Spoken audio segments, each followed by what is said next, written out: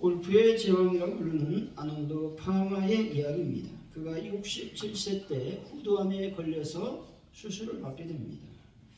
그는 병마와 싸우면서도 각종 대회의 우승을 노리는 의지의 제왕이었습니다. 옛날 NFC 골프 클래식의 프로암 대회에 출전에 앞서 이렇게 그는 말했습니다. 나는 영웅이 아니라 하루에 1,500명의 목숨을 앗아가는 암이라는 병을 지닌 또 다른 사람일 뿐입니다. 라고 말하면서 겸손을 표시했습니다. 그리고 암 예방 및 치료 등을 위해 얼마든지 헌신할 생각이라고 선언하기도 했습니다. 그래서 이 말을 듣고 많은 사람들이 감동을 받았다는 것이죠. 이후로도 87세까지 살면서 사업가로서의 수완도 뛰어난 그는 아놀드 파마사의 사장으로서 기업체를 직접 운영하기도 했다는 것이죠. 그리고 많은 헌신을 했습니다. 그는 질병이란 고난을 당했음에도 불구하고 그것에 굴복하지 않고 다시 일어나 새로운 인생의 역사를 써내려갔다라는 것입니다. 요한계시록 2장 10절의 말씀입니다. 너는 장차 받을 고난을 두려워하지 말라. 볼지어다 마귀가 장차 너희 가운데서 몇 사람을 옥에 던져 시험을 받게 하리니 너희가 10일 동안 환난을 받으리라. 내가 죽도록 충성하라. 그리하면 내가 생명의 면류관을 내게 주리라 말씀하셨습니다. 이 말씀은 예수님께서 서머나 교회를 향해서 주신 말씀이라는 것이죠. 서머나라고 하는 단어는 쓰다라는 단어의 뜻을 지니고 있습니다. 서머나 교회는 수많은 핍박을 받았습니다. 그래서 핍박을 피해 다니느라 생업을 제대로 유지할 수가 없었습니다. 그래서 그들의 모든 삶은 매우 가난해질 수밖에 없었다는 것입니다. 그런데 예수님께서 서머나 교회를 향해서 이렇게 말씀하시죠. 내가 장차 받을 고난을 두려워하지 말라고 말씀하셨습니다. 왜냐하면 지금 전능자가 서머나 교회에 일거수일투족을 어떻게 한다? 보고 계시기 때문에 그렇습니다. 예수님께서 내가 너희를 도무지 알지 못한다 라고 말씀하시면 이거 엄청 큰일인 것이죠. 이 말 들으면 큰일 납니다, 여러분. 근데 서머나 교회에게 이렇게 말씀합니다. 내 기도를 들었고 내 눈물을 보았다. 내가 내 궁핍을 알고 있다 라고 말씀을 하시니 여러분, 이 말씀은 은혜였고 축복이었다는 것입니다. 서머나 교회는 환난도 심했고 궁핍도 심했습니다. 하지만 처음이요 나중이시며 죽었다가 살아나신 주님을 온전히 바라봄으로써 고난을 이기고 있다는 것입니다. 누가 진정한 부자이고 누가 진정한 강자이겠습니까? 주님 안에 있는 자라는 것입니다. 주님이 내 옆에 계시면 나는 이미 승리자라고 확신할 수 있는 믿음을 가진 자가 바로 승리자인 것입니다. 중세 성자였던 토마스 아켄포스가 꿈속에서 주님이 나타났습니다. 이렇게 말씀하시죠. 내가 내게 무엇을 주고 너는 구하라 말씀하셨습니다. 여러분, 그 아켄포스가 무엇을 어떻게 대답하겠습니까? 내게 주님께서 계신데 무엇을 원하겠습니까? 저는 주님으로 만족합니다 라고 대답을 했다는 것입니다. 서머나 교회 교인 중 죽도록 충성한 사람 가운데 대표적인 사람이 있는데 80세에 화형을 당한 어떤 폴리갑이었습니다. 서머나 교회의 지도자였던 그는 예수님을 부인하면 살려주겠다고 하는 해유에도 불구하고 그 해유에 굽히지 않고 이렇게 담대히 말했습니다.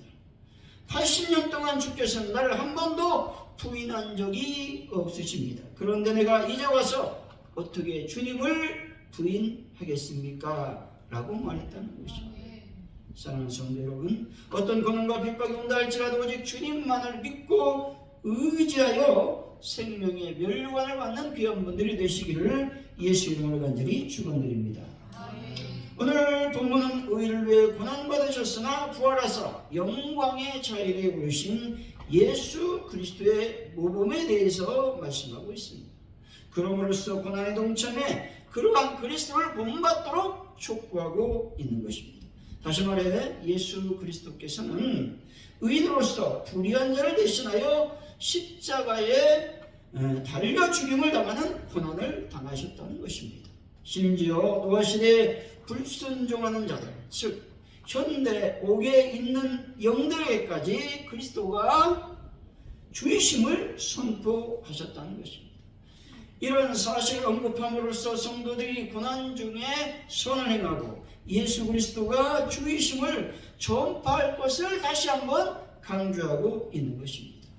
오늘 말씀을 통해서 고난이 주는 유익이라는 제목으로 고난이 우리에게 주는 영적 유익은 과연 무엇인지 하나님의 은혜를 나누도록 하겠습니다. 고난이 우리에게 주는 영적 유익은 첫 번째로 고난 우리를 성숙하게 만든다는 것입니다. 18절 2절 한번 읽어봅니다. 시작. 그리스도께서는 단번에 죄를 위하여 죽으사 의인으로서 불의한 자를 대신하셨으니 이는 우리를 하나님 앞으로 인도하려 하십니다. 육체로는 죽임을 당하시고 영으로는 살리심을 받았으니 아멘. 예수님의 죽으심은 죄에 대한 죽으심이었습니다. 그럼 예수님께서 죄가 있었습니까? 라고 질문을 던지는 분은 없겠지. 다시 말해서 우리 주님은 한 점의 죄도 없으시고 한없이 의로우시며 거룩한 분이셨습니다. 그럼에도 주님께서는 죄인들을 위해 의로운 고난을 받으셨다는 것입니다. 때문에 그리스도를 섬기는 성도들 역시 선과 의를 위해 고난받는 것을 기쁘게 감내할 수 있어야 되는 것입니다. 하지만 고난받는 것을 기쁘게 감내한다는 것은 결코 쉽지 않은 일입니다. 왜냐하면 고난이라고 하는 것은 육체적, 정신적, 영적인 어려움이 있기 때문에 그렇습니다. 또한 우리가 고난이 우리 죄 때문이라는 인식을 곧잘 갖고 있기 때문에 고난이 오면 더욱 괴롭다라는 것입니다. 한 믿음 좋은 권사님이 계셨는데 그 권사님이 먼저 두 딸을 하늘나라로 보내는 아픔을 겪으셨습니다. 한동안 시간이 지났으나 여전히 이 믿음 좋은 권사님께서는 내가 혹시나 하나님 앞에 회개하지 않는 죄가 있는지 계속해서 자책을 하고 있었다는 것입니다. 이런 고난을 당할 만한 죄를 범한 일이 없는데 왜 하나님께서 나에게 알 수 없는 고난을 허락하시는 것인가? 라고 하는 의문과 여러 가지 자책이 함께 몰려왔다는 것입니다. 이런 경우가 많다라는 것입니다. 우리가 정말로 이해하기 어려운 고난들은 우리가 선을 행했음에도 불구하고 찾아오는 고난들이라고 하는 것입니다. 분명 의로운 편에 있었는데 다시 말해서 하나님께서 기뻐하실 만한 편을 선택했음에도 불구하고 나의 삶에 시련과 고난이 찾아오는 경우가 있다는 것입니다. 내가 하나님 앞에 전적으로 의로운 삶을 살지는 않았을지언정 최선을 다하여 순종하며 살고자 애를 썼는데도 불구하고 고난이 닥치는 상황이 올 수 있다라는 말입니다. 이런 상황이 있어서 나에게 혹독한 시련이 찾아왔을 때 우리는 이것을 어떻게 해석해야만 할까 하는 것입니다. 중요한 것은 예수님께서는 고난받는 성도들에게 한없는 위로와 소망의 원천이 되신다는 믿음이 있어야 된다는 것입니다. 꽃의 수명을 연장하려면 꽃줄기를 어떻게 잘라야만 되겠습니까? 일직선으로 자르지 말고 대각선으로 잘라야 된다는 것입니다. 그래야 물을 흡수하는 면적이 훨씬 넓어져서 싱싱한 꽃을 오랫동안 볼 수 있게 된다는 겁니다. 병에 약한 꽃나무 줄기를 대각선으로 자르고 그 차이를 불로 태우게 됩니다. 왜냐하면 불로 태우면 물을 흡수하는 힘이 강해지고 나무의 부패도 막아주기 때문에 그렇습니다. 병든 꽃에 가위를 대지 않으면 그 꽃은 곧 시들어버리고 주변의 꽃들에게도 병을 옮기게 되는 것입니다. 그래서 노련한 정원사는 꽃나무에 가위질을 할 때를 알고 있다는 것입니다. 하나님의 사람을 훈련하는 방법도 마찬가지라는 것입니다. 하나님은 인간을 성숙한 인격체로 만들기 위해서 줄기를 자르는 아픔을 주실 때가 있다는 것입니다. 그것이 부족할 경우에는 불에 태우는 따끔한 고난도 주실 수가 있습니다.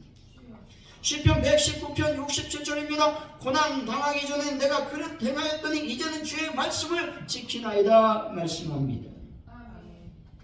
고난 당하기 전에 여러분 자기 마음대로 살았습니다. 근데 고난을 당하고 보니 하나님을 찾고 주의 율례와 법도를 지키게 되었다고 시편 기자는 말씀하고 있는 것입니다. 역경은 사람을 강하게 만드는 것이죠. 역경 없는 인생은 건조합니다. 바다에 적당한 파도가 일어야 윈드서핑이라고 하는 그것들을 즐길 수가 있는 것입니다. 그러므로 오늘의 고난은 필요한 아픔이라는 사실을 여러분들이 믿으시기 바랍니다.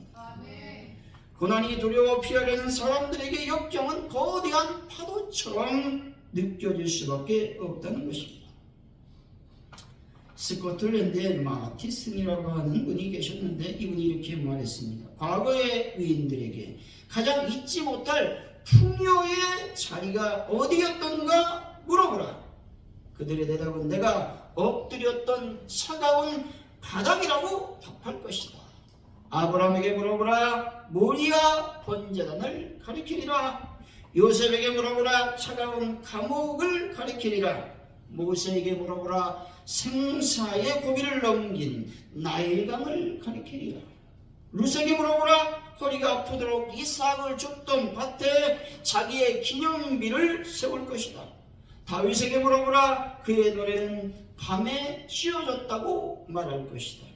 욥에게 물어보라. 하나님이 폭풍 가운데서 응답하셨다고 말할 것이다. 베드로에게 물어보라. 그는 바다에서 순종함을 배웠다고 말하리라. 한 사람도 더 예수님께 물어보라. 그분은 대답할 것이다. 겟세마네 동산 차가운 땅바닥에서 왕권을 받았노라고 말입니다. 뜻하지 않는 많은 고난 때문에 낙심이 되십니까? 그러나 여러분 기억하시기 바랍니다. 지금의 이 고난은 황금알이 되는 귀중한 시간이라는 사실입니다. 여러분 지금의 이 고난은 우리 안에 각종 아름다운 씨앗들이 알알이 연글기 위해 필요한 보석 같은 귀한 시간임을 깨닫고 인내하며 기다리시기를 바랍니다. 욥기서 23장 10절의 말씀입니다. 그러나 나의 가는 길을 그가 아시나니 그가 나를 단련하신 후에는 내가 순금이 되어 나오리라. 아멘. 고난을 통해 육적인 모든 불순물이 제거되는 하나님께서 원하시는 순전한 그릇이 된 것입니다. 여러분 살아가면서 만나게 되는 풍랑과 같은 환난, 시험 가운데서도 의연한 믿음을 갖고 살아가시기를 바랍니다. 두려워 말라. 나는 예수의 말씀을 들으시고 지나친 염려, 걱정, 두려움으로 인해 나의 믿음을 잃지 않으시기를 바랍니다. 사랑하는 성도 여러분, 고난과 환난이 찾아왔음에도 불구하고 두려워하지 마시고 잘 견디고 인내함으로 하나님께서 원하시는 순결한 성도가 되어 성숙한 분들이 다 되시기를 예수 이름으로 간절히 축원드립니다. 둘째로 고난은 하나님 나라 확장의 밑거름이 된다는 사실입니다. 21절이죠. 읽어봅니다. 시작. 물론 예수 그리스도께서 구원하심을 말미암아 이제 너희를 구원하는 편이 곧 세라. 이는 육체의 더러운 것을 제하여 버림이 아니요 하나님을 향한 선한 양심의 간구이라. 아멘. 여기서 물을 세례와 연결시키고 있다라는 사실입니다. 우리 20절이죠. 한번 읽어봅니다. 시작. 그들 전에 노아의 날 방주를 준비할 동안 하나님을 오래 참고 기다리실 때에 복종하지 않는 자들이라. 방주 선물로 말미암아 구원을 얻을 자가 몇 명뿐이니 겨우 8명이라. 아멘. 노아의 홍수만해도요 당시 모든 사람들은 물에 빠져 죽었다는 것입니다. 반면에 방주 안에 있던 노아의 가족들은 오히려 홍수로 말미암아 새로운 세계에 들어갔습니다. 또한 출애굽 경우에도 애굽의 병사는 모두 홍해에 수장되어서 죽었습니다. 반면에 이스라엘 백성들은 그 홍해를 통과하여 약속의 땅으로 들어갔다는 것이죠. 물이란 무엇입니까? 홍수 때의 물은 심판의 도구였다는 것이죠. 출애굽께서 홍수가 이집트를 삼켰을 때도, 불순종한 요나를 잡을 때도 물은 전통적으로 심판의 도구였습니다. 그런데 이제 예수님께서 부활하심으로 인해서 물은 심판이 아니라 구원의 표시가 되었습니다. 마치 노아의 홍수 끝에 찾아온 무지개처럼 말이죠. 이것이 세례의 신비이며 하나님께서 심판을 구원으로 뒤바꾸는 역설의 놀라운 사실인 것입니다.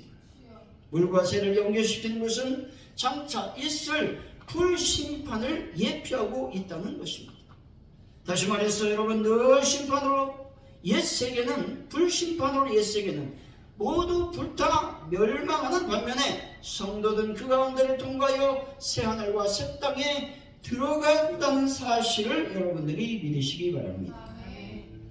인류를 하나님의 심판으로부터 구원할 방주는 오직 예수 그리스도밖에 없음을 믿으시기 바랍니다. 그리스도께서 받으신 고난이 구원의 표시가 되었듯이 우리가 받는 고난 또한 구원의 표가 된다라고 하는 것입니다. 이제 우리가 구원을 받았으니 우리가 해야 되는 일은 무엇이겠습니까? 바로 하나님 나라 확장에 힘쓰는 일이라고 하는 것입니다. 성도들은 하나님 나라와 의를 확장할 사명이 있다는 겁니다. 근데 우리가 전도하기 앞서 할 일이 있는데 그것은 내가 먼저 거듭나야 된다는 것입니다. 나의 성품과 나의 천성이 성령으로 새롭게 변화되어야 한다는 사실이죠. 내가 먼저 변화를 받지 않고 남에게 전도하는 것은 소경이 소경을 인도하는 일이라고 하는 것입니다. 결국 둘 다 구덩이에 빠지게 된다는 것입니다. 그렇다고 하나님 내가 전도하라고 담임 목사가 전도하라고 하니까 목사님 제가 아직 인격이 안 됐습니다. 성품이 아직 그렇습니다. 내가 이걸 갈고 닦아 다음에 전도하겠습니다. 이렇게 말하면 돼요? 안 돼요? 안 되는 것입니다. 여러분, 먼저 전도하다 보면 이것을 깨닫는 게 중요합니다. 내가 아직 덜 됐구나. 아직 인격이 미흡하구나. 이걸 깨달아 아는 것이 중요하죠. 깨닫지 못하는 것이 문제라는 것이죠. 전도하다 보면 내가 부족한 것이 깨달아지고 부족한 것이 깨달아지면 하나님께 회개하며 기도하며 나가는 겁니다. 그러면서 전도도 하게 되고 성품도 인격도 변화가 되어진다는 것입니다. 지금 한국의 많은 교회가 세속화 되어가고 있습니다. 교회 안에 사랑이 없고 의와 평강과 기쁨을 찾기가 어렵다는 것입니다. 말과 행동이 일치하지 않습니다. 경건의 모양은 있으나 경건의 능력은 부인되고 있는 것입니다. 외식하는 많은 아버지 지도자들 성도들이 있다는 것입니다. 하나님의 중심, 말씀 중심으로 개혁되어야 함을 여러분이 믿으시기 바랍니다. 아멘. 왜곡된 기독교 교리, 세속적인 교회에서 교회 확장을 위한 전도는 이단 종파를 전파하는 것과 다름이 없다라는 것입니다. 교회 확장을 위해서 전도하는 것이 아니라 하나님의 명령이기 때문에 우리는 말씀을 증거해야 되는 것입니다. 이런 모든 불경건한 모습들은 고난을 통해서 어떻게 된다? 온전해진다라고 하는 것입니다. 야고보서 1장 2절 4절의 말씀입니다. 내 영자들아 너희가 여러가지 시험을 당하거든 온전히 기쁘게 여기라. 이는 너희의 믿음의 시련이 인내를 만들어내는 줄 너희가 알미라. 인내를 온전히 이루라. 이는 너희로 온전하고 구비하여 조금도 부족함이 없게 하려 함이라 말씀합니다. 신앙생활을 하다 보면요, 환난을 당하고 유혹을 당하고 시험을 당할 수밖에 없다는 것입니다. 이때 우리가 어떻게 해야 된다? 기뻐해야 된다는 것이죠. 왜냐하면 이런 신을 통해 인내가 생기고 삶의 모든 부분에서 부족함이 없는 삶을 살게 되기 때문에 그렇습니다. 부족함 없는 삶이란 뭐냐? 영적으로 보면 하나님의 나의 미끄럼이 되는 것이죠. 즉 인격이 온전해지는 거예요. 영적으로 거듭남으로 우리의 삶이 변화되는 것입니다. 그렇게 되므로 말미암아 우리가 예수님을 증거하는 삶이 더 완전해진다라고 하는 겁니다. 그래서 다른 사람들, 즉 이웃들에게 칭찬을 받게 되고 또 주위 사람들의 모범이 되는 삶을 살아갈 수 있게 되는 것입니다. 따라서 고난당함을 슬퍼하고 있을 것이 아니라 온전히 기쁨으로 맞이하는 분들이 되시기 바랍니다. 사랑하는 성도 여러분, 하나님 나라를 위해 고난을 기쁨으로 받아 더욱 주의 충성된 종들이 다 되시기를 예수 이름으로 간절히 축원드립니다. 고난은 우리 신앙을 성숙시킬 뿐만 아니라 하나님 나라 확장의 밑거름이 된다고 말씀드렸습니다. 그렇다면 고난이 영적 위익이 되려면 과연 어떤 삶을 살아야 되느냐 하는 것입니다. 그것은 그리스도와 끊임없는 교제의 삶을 살아야 되는 것입니다. 22절이죠. 한번 읽어봅니다. 시작. 그는 하늘에 오르사 하나님의 우편에 계시니 천사들과 권세들과 능력이 그에게 복종하느니라. 아멘. 하나님 우편에 계시다라는 말씀은 예수님께서 왕적인 권위를 갖고 있다, 위엄을 갖고 있다, 권능으로 이 세상을 다스리신다라는 의미를 지니고 있습니다. 또 천사들과 권세들과 능력이란 말은 선한 천사, 악한 천사 가릴 것 없이 모든 천사를 가리키는 말씀입니다. 또 이들이 모두 그리스도께 복종, 순복한다라고 하는 말은 그야말로 그리스도께서 모든 피조물의 왕이 되심을 의미한다는 것입니다. 따라서 본절을 통해서 우리는 그리스도께서는 실로 우주의 창조자로서 보이지 않는 모든 존재들까지도 주관하시는 전능한 주관자이시다라고 말씀합니다. 이렇게 볼 때 그리스도는 우주 만물을 영원한 지혜로 움직여 나가시는 우주 최고의 경영자라는 것입니다. 말 그대로 주님의 보좌는 우주 모든 것을 통치하시는 관제탑과 같다는 겁니다. 여러분, 항공기는 누구의 말을 잘 들어야 됩니까? 관제탑의 말을 잘 들어야 됩니다. 여러분, 회사는 누구의 말을 잘 들어야 됩니까? 최고 경영자의 말을 잘 들어야 된다는 겁니다. 마찬가지로 우리가 안전하게 천국길을 가고 인생을 성공적으로 살아가려면 세상 만물을 통제, 관리하시는 우주 최고의 경영되시는 주님과 끝없이 교신해야 됩니다. 또 그 음성을 따르고 그 뜻을 온전히 따라가야 되는 것입니다. 영적 진리를 계시받은 천국 백성답게 이 땅을 살아가면서 무엇보다 먼저 주님과의 교제가 최우선임을 여러분이 알아야 되는 것입니다. 고난을 당하고 환난을 당할 때 원망하거나 불평하지 말고 오직 주님께서 무엇을 말씀하시는지 잘 들어야 된다는 것입니다. 하나님 말씀을 잘 듣고 그 말씀대로 살아야 고난을 이기고 그 고난으로 말미암아 하나님께 영광이 되는 것입니다. 노보토공이라고 하는 분이 이 책을 썼으며 내 마음 그리스도의 집이라고는 책을 썼는데 이 책의 내용에 이런 글이 나옵니다. 예수님은 나와 약속하셨다. 내가 매일 아침 일찌감치 거실에 올 테니 나와 함께 일과를 시작하자꾸나. 그래서 그는 매일 아침 거실에 내려가서 예수님과 대화를 시작합니다. 그때 예수님께서 책장에서 성경책을 꺼내서 펴보면서 너희가 어떻게 살아야 될지 또 앞으로 어떤 일들이 일어날지에 대해서 그에게 잘 설명해 주었습니다. 어떻습니까? 그의 마음속에 기쁨의 노래가 흘러나왔다는 것입니다. 그런데 시간이 지나면서 바쁜 일이 자꾸 생깁니다. 아침에 모임이 생깁니다. 어떻게 되었겠습니까? 그 시간이 짧아졌습니다. 극기하는 그 시간을 드릴 수 없게 되었다는 것입니다. 어느 날 정신없이 하루를 시작하려고 할 때 대문을 열고 밖으로 나갈 때 거실을 봤더니 예수님께서 모닥불을 피워놓고 성경을 읽고 계시는 모습을 보았다는 것입니다. 여러분, 예수님은 여전히 여러분과 약속한 그 자리에 앉아서 여러분을 기다리고 계시다라는 사실을 믿으시기 바랍니다.